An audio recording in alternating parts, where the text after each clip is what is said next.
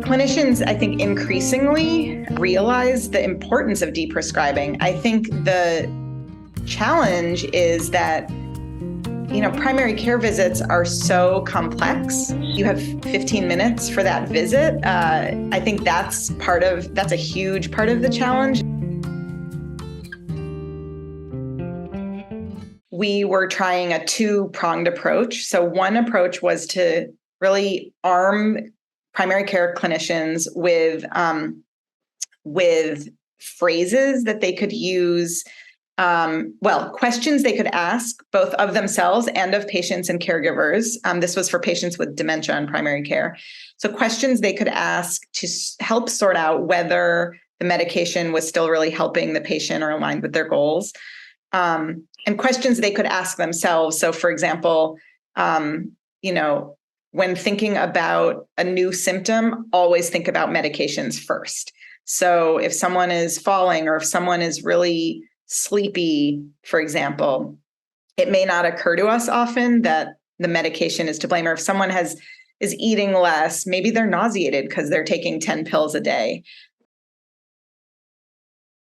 The second prong of this was to also equip patients and especially family members, since this was for patients with dementia, to sort of empower them.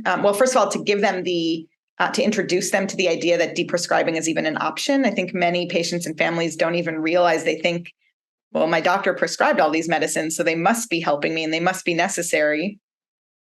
And so we gave them a brochure to sort of introduce them to the idea that, of course, you shouldn't stop anything on your own without talking to your clinician, but that you can and should ask them whether everything you're taking is really helping you. Or if your family member is experiencing some of these things like dizziness, sleepiness, nausea, constipation, maybe those are related to a medicine, and you should ask about it. I think that patients have sometimes a little bit of misperception that the physician is really going to get upset if you ask about medicines. But I think a lot of physicians nowadays, they don't want to bring it up because if they have to do all the convincing, it's a lot of time. But if they get a hint at all that the patient and the family are worried about too many medicines, I think physicians are very good at saying these are the most important medicines.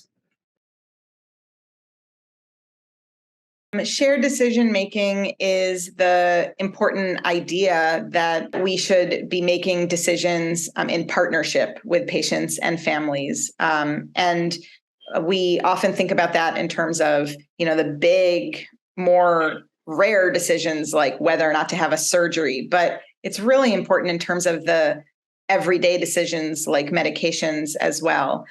But in order to be partners in making decisions, patients and families, first of all, have to know that there's a decision to be made. And so that was part of what we were trying to do in these deprescribing interventions, is give them a brochure that just said, hey, you may be taking 15 medicines, that's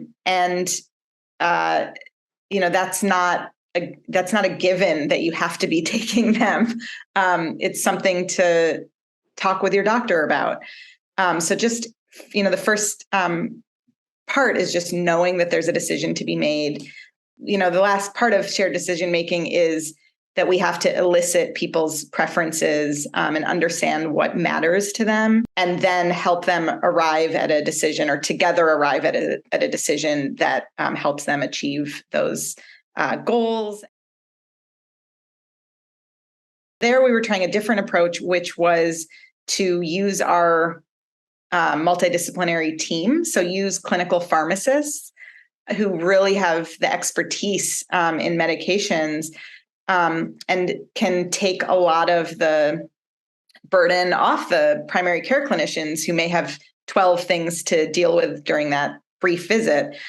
So we had pharmacists doing a telehealth visit with patients and caregivers to ask them about their goals of care, to ask them which medicines that they felt were really helping them, which ones they had concerns about or felt weren't helping them.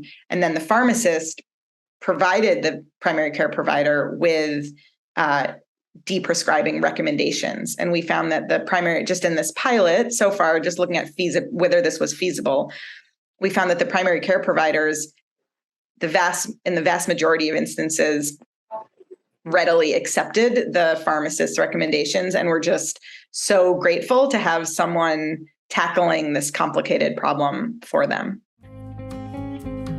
I guess my dream come true would be that this research isn't needed anymore because people are, I don't know if we'll ever get to that point though, but, or I guess to see some evidence of this culture change happening